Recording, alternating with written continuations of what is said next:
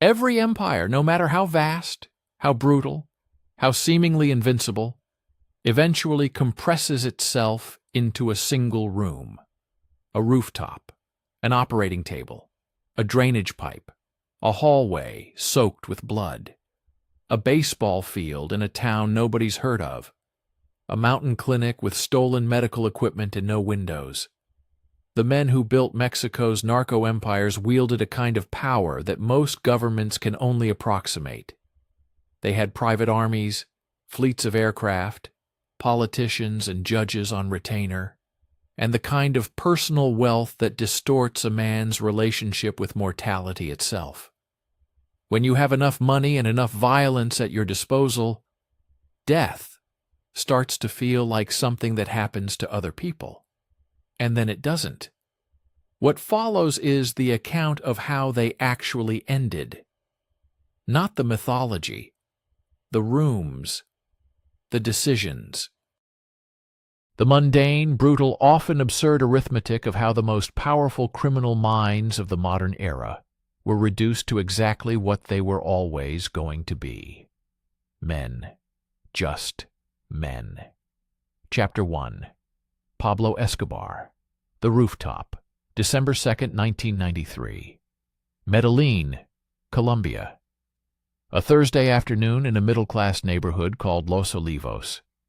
The most wanted man on earth was in a house on Calle 79C that he had been moving toward for 16 months, the invisible geometry of a manhunt drawing tighter. Every day he stayed in the city he had refused to leave. Pablo Emilio Escobar Gaviria, the man Forbes magazine had placed on its list of the world's wealthiest individuals for several consecutive years with a personal fortune estimated in the billions, was making radio calls. This was his mistake. The last of many. The search block, a joint Colombian-American intelligence operation that had been hunting Escobar since his escape from La Catedral in July of 1992, had the technology to triangulate radio transmissions. The technical limitation was time. It required a call of sufficient duration. Escobar knew this in principle. He had known it for months and had been disciplined about call length, rotating frequencies, using intermediaries. But December 2nd was his 44th birthday, and his wife and children were somewhere outside Colombia, and the calls he was making were calls a father makes, not calls a fugitive makes, and they lasted long enough. The search block triangulated the signal to a block in Los Olivos. What followed was not the coordinated tactical assault that would make sense in a film. It was a chaotic house-to-house sweep through a residential neighborhood in the early afternoon. Colombian law enforcement officers moving through the kind of street where families hang laundry and children play, looking for the most dangerous man in the hemisphere. In the house on 79C, Escobar heard them coming. He went through a window and onto the roof. He was barefoot. The terracotta tiles of the roof were hot in the afternoon Medellin sun, and he was overweight. The 16 months in hiding had added mass to a frame that had already grown soft from the years when his wealth made physical effort optional. He was wearing jeans and a white t-shirt. He had a pistol.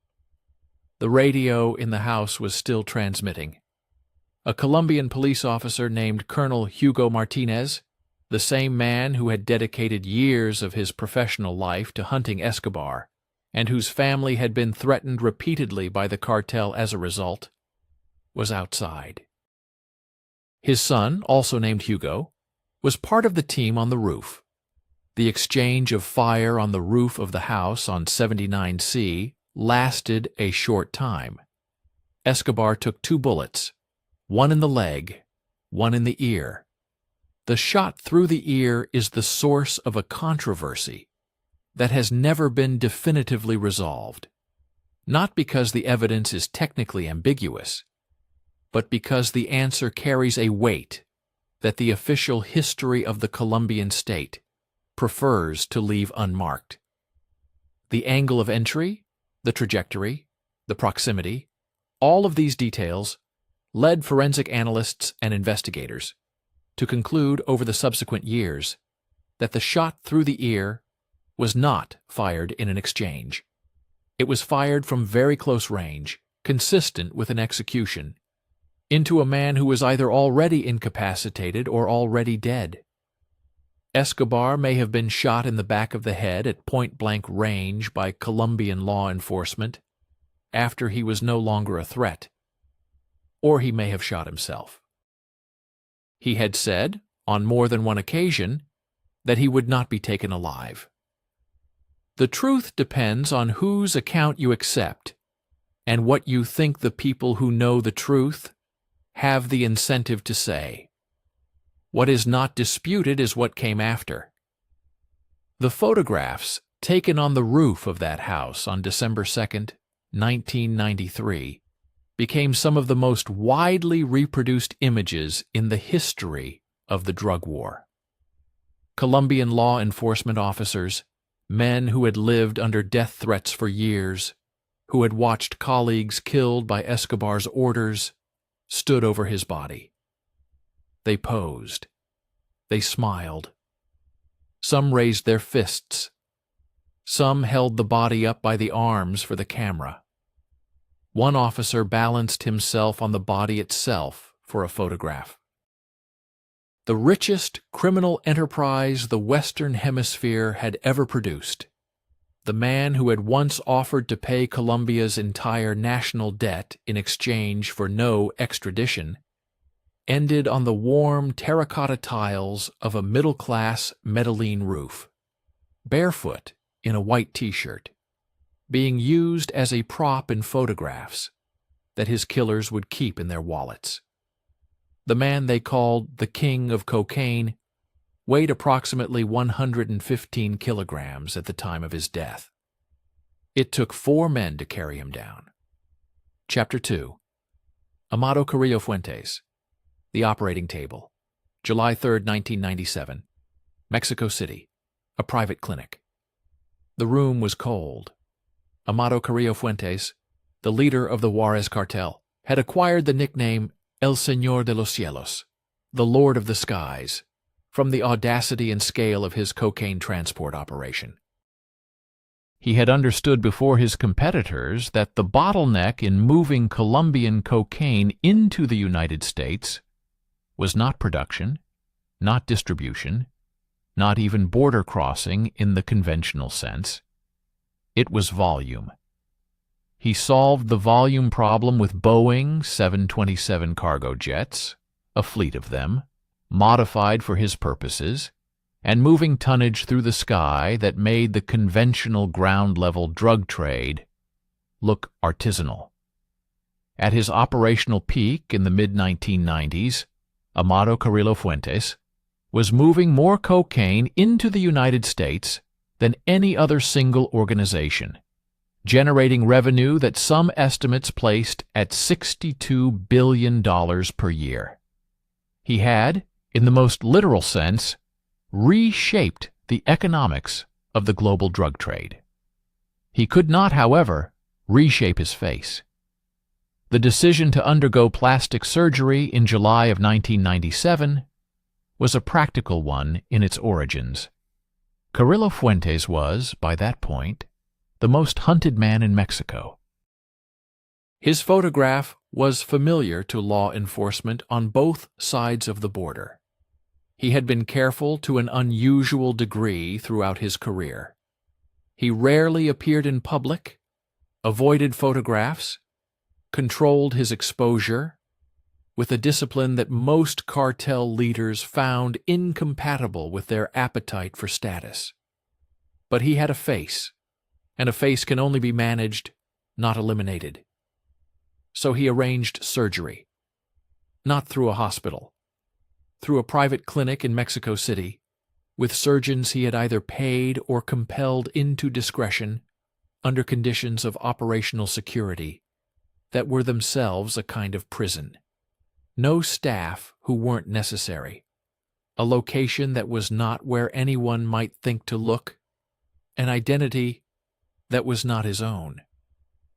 The procedure was designed to alter his facial structure significantly. Rhinoplasty, liposuction, additional modifications to reshape specific features. The kind of work that, done correctly, produces a person who doesn't quite look like either version of themselves, which was precisely the point. The problem was the anesthesia. The specific combination of narcotics used during the procedure produced a cardiac event from which the surgeons in that cold, private room could not revive him. Amado Carrillo Fuentes, the Lord of the Skies, died on an operating table in Mexico City while someone was rearranging his face. His body was transported back to Sinaloa and buried in the Jardines del Humaya Cemetery, which is a remarkable place in itself. A necropolis where the narco-aristocracy builds elaborate mausoleums that look like small houses or small cathedrals, air-conditioned, with lights and music inside, because the culture of the cartel does not end at death, so much as it produces a particularly grandiose version of death. The people who performed Carrillo Fuentes' surgery did not have long to contemplate the irony of what they had done and what had resulted. In the autumn and winter of 1997, several months after the death, 3 men were found in the Mexican state of Sinaloa. They were encased in concrete inside steel drums. The drums had been left where they would eventually be found, which is itself a message as much as a disposal method. The identification of the bodies was complicated by the condition in which they were discovered. But the investigation produced the conclusion that these were the plastic surgeons who had operated on Amado Carrillo Fuentes in that cold Mexico City clinic in July. The cartel, or what remained of its decision-making structure in the aftermath of its leader's unexpected death, had determined that 3 men who knew what a man looked like before and after was a different kind of liability than most. The liability was resolved in the manner that the organization had developed over years for resolving liabilities. The Lord of the Skies had billions of dollars. He had 727 aircraft. He had the operational infrastructure to move cocaine in volumes that staggers the imagination. He could not buy a new face without dying in the process. And the men who knew his face died for knowing it. Chapter 3. Ramon Arellano Felix. The Traffic Stop. February 10th, 2002. Mazatlan, Sinaloa. A Sunday afternoon. The name Ramon Arellano Felix was, by the turn of the millennium, synonymous with a specific quality of violence. Not simply the fact of violence, which was the currency of every cartel operating in Mexico at that time, but the personal, hands-on character of it. Ramon was not an administrator of violence. He was its practitioner. He was present at the act. He was responsible, in the most literal sense of responsibility, for hundreds of deaths. Some accounts place the number in the thousands, and what distinguished him from other cartel figures was not the scale, but the directness. He was the most feared man in the most feared cartel in Mexico.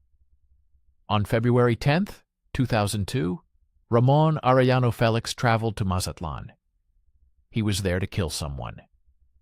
The specific target of the operation and the operational details of what he had planned are elements that the investigation reconstructed after the fact, because the operation never reached its conclusion.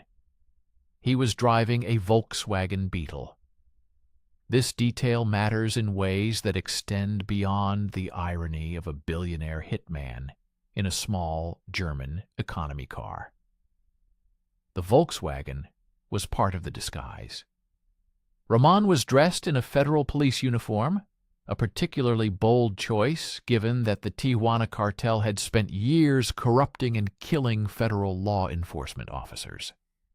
He was using a false identity.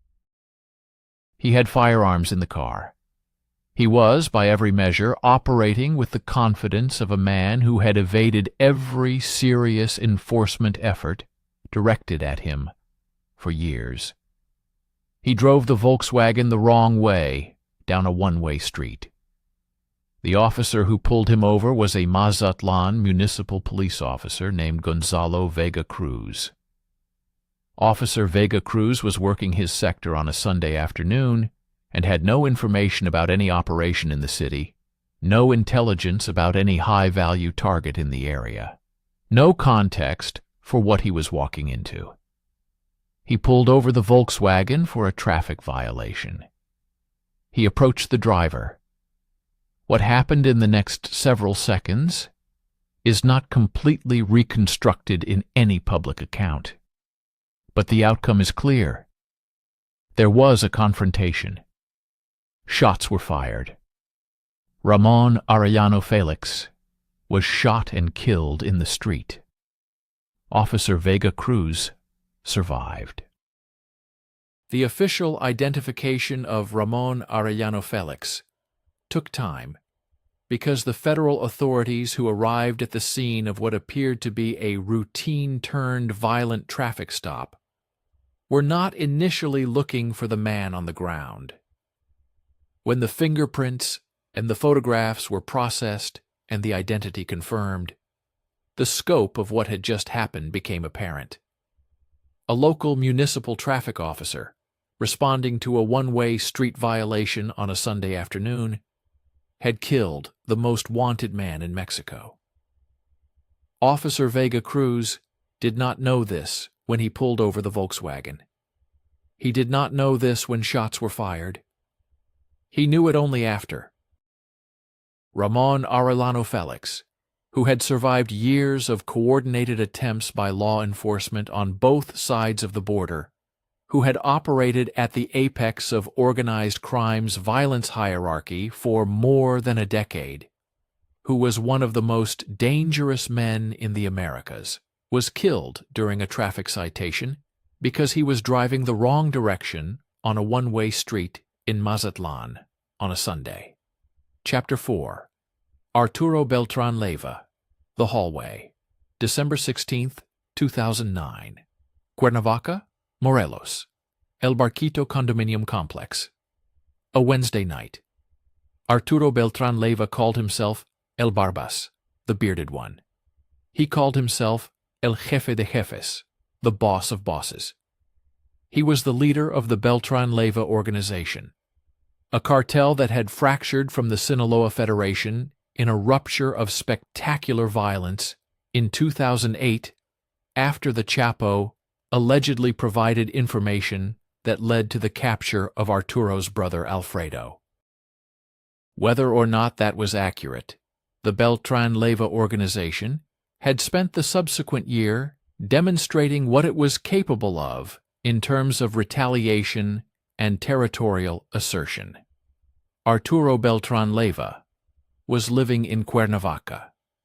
Cuernavaca is approximately an hour south of Mexico City, a city of gardens and pleasant colonial architecture that has historically attracted the Mexican upper class as a secondary residence because of its year-round spring climate. The wealthy have lived there for centuries.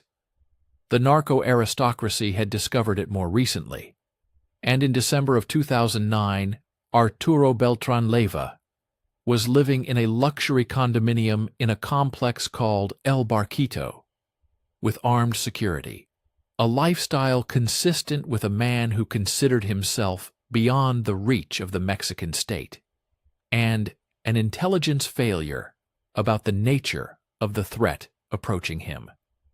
The Mexican Marines arrived by helicopter on the evening of December 16th. This was not the federal police, not the Army. The Marines, whose institutional culture was considered, at that moment in Mexico's security calculus, to be the most resistant to cartel penetration and corruption, had been given the assignment. They came from above. They rappelled from helicopters onto the building's roof and began working their way down through the complex, while other units established a perimeter at ground level. The firefight inside El Barquito lasted hours. Arturo Beltran Leyva died in a hallway, not in his residence, not at some dramatic last stand with a specific operational significance. In a hallway of the building, which is the architecture of a man who was trying to move and could not. The ballistic damage to his body was extensive. He died with weapons in his hands, which distinguishes his end from several of the others on this list. But the distinction matters less than the location. A hallway, in a condominium complex, in a pleasant city an hour from the capital. The Marines took photographs. But what the Marines did with the body of Arturo Beltran Leyva before those photographs was something that required context to understand fully. They stripped him. They removed his pants. They left him in his underwear in the hallway where he had died. And then they placed things around and on the body. Currency, peso bills, spread across the corpse and the floor around it. Religious objects, the kind that are common in the narco-culture's complicated relationship with Catholicism and folk saint veneration. Rosaries, amulets, images of saints. They arranged these items on and around a half-naked dead man in a hallway, and they photographed the result. This was not vandalism or personal disrespect from individual soldiers. This was a message composed and delivered by an institution. The Mexican Marines were communicating something specific with that image, something that the cartel culture would read with perfect clarity. We know what you believe in, we know what protects you, and none of it worked. We can reach you anywhere you put yourself. The amulets and the saints didn't protect the boss of bosses. The cash you printed your power on is covering your body in a hallway. The photographs were released to the press. The boss of bosses died in his underwear, surrounded by rosaries and peso bills, in the hallway of a condominium complex in the city of Eternal Spring. And the institution that killed him made sure the image traveled. Chapter 5. Heriberto Lascano, The Baseball Game. October 7th, 2012. Progreso, Coahuila. A Sunday afternoon. The founding of Los Zetas as an independent criminal organization is one of the pivotal moments in the history of Mexican organized crime. It represents the point at which the cartel structure absorbed something new and genuinely different. Military discipline, military training, and military methodology applied to criminal enterprise in a way that produced a level of systematic violence the country had not previously experienced. Decapitations as communication, mass graves with industrial organization, the dissolution of bodies in acid, tactics that read as military operations because they were designed by men who had received elite military training. Heriberto Lascano was the architect of that methodology. He had been a member of the GAEF, the Mexican Army Special Forces, trained in counterinsurgency and paramilitary operations, before he defected, along with a group of other GAFE members, to work security for the Gulf Cartel, and then broke that relationship to found what became Los Zetas? He built the organization into the most feared criminal force in Mexico, with a territorial reach, a recruitment system that pulled from prisons and former military, and a capacity for violence that law enforcement on both sides of the border assessed as paramilitary rather than criminal in its sophistication. The Mexican government placed a reward of 68 million pesos for his capture or confirmation of his death. American authorities offered $5 million. On the afternoon of October 7, 2012, Mexican Marines received intelligence that placed Lascano in Progreso, a small municipality in Coahuila, northern Mexico. The intelligence indicated he was attending, or in the vicinity of, a local baseball game. Not a meeting, not an operational planning session, a baseball game. The Marines moved on the location. There was a confrontation. In the shooting that followed, Heriberto Lascano, El Lasca, the founder of Los Zetas and one of the most hunted men in the Americas, was killed. The confrontation was not, by the accounts of it that exist, a significant tactical engagement. It was over quickly. He died outside, near a baseball field in Coahuila, on a Sunday. The body was taken to a funeral home in the area. This is where the story loses its predictable trajectory and becomes something else entirely. The funeral home where the body of Heriberto Lascano was taken was a local facility, not a secure government installation. The security arrangement around a corpse of this significance in Zeta territory, in a state where the organization had deep penetration into local institutions, was inadequate for what the organization was going to do about it. In the early morning hours after the killing, an armed commando of Zetas arrived at the funeral home. They came with weapons. They came with a plan. They commandeered a hearse. They moved through a funeral home in the middle of the night under threat of violence to the staff, and they took the body of their founder out of the building and into the vehicle. They drove away. The body of Heriberto Lascano was never recovered. The Mexican government was never able to provide definitive forensic confirmation of his death using physical remains, because the remains had been taken by the organization he created in what amounted to a military-style extraction operation from a funeral home in Coahuila. The man who built Los Zetas died near a baseball game on a Sunday. His organization then stole his body from the morgue in the middle of the night. Where it is now, nobody outside the organization's inner circle knows. Whether it was buried in a location the organization considers appropriate or destroyed or something else, there is no public answer. Heriberto Lascano killed thousands of people, built an organization of extraordinary brutality, was hunted by two governments for years, died on a Sunday near a baseball field. His men took his body back in a hearse at 3 a.m.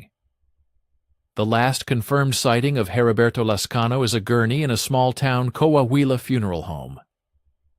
Chapter 6. El Mencho, the Mountain Clinic. There are no photographs of this ending, not yet. What exists is intelligence, reports, medical assessments from sources inside and outside the organization.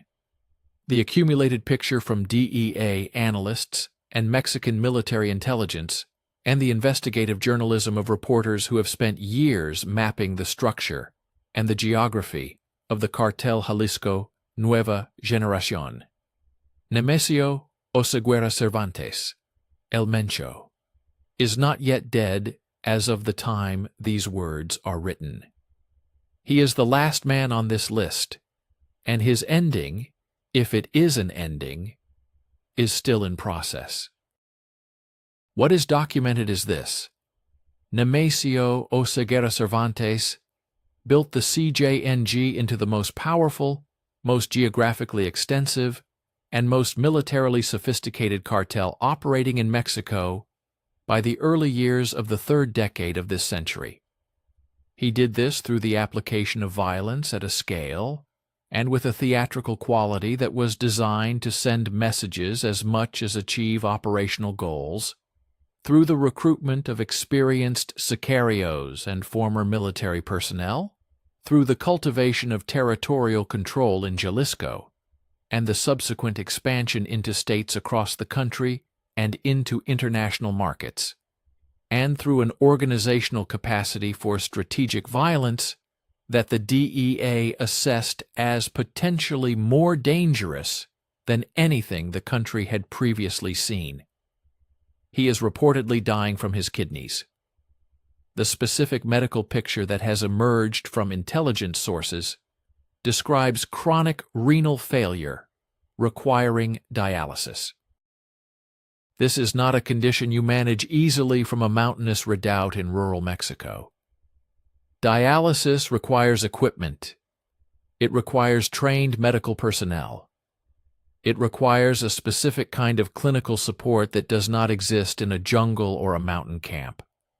That requires infrastructure and supply chains, and the kind of controlled environment that you can maintain in a hospital, but that you cannot easily maintain in a hidden location with a rotating security detail.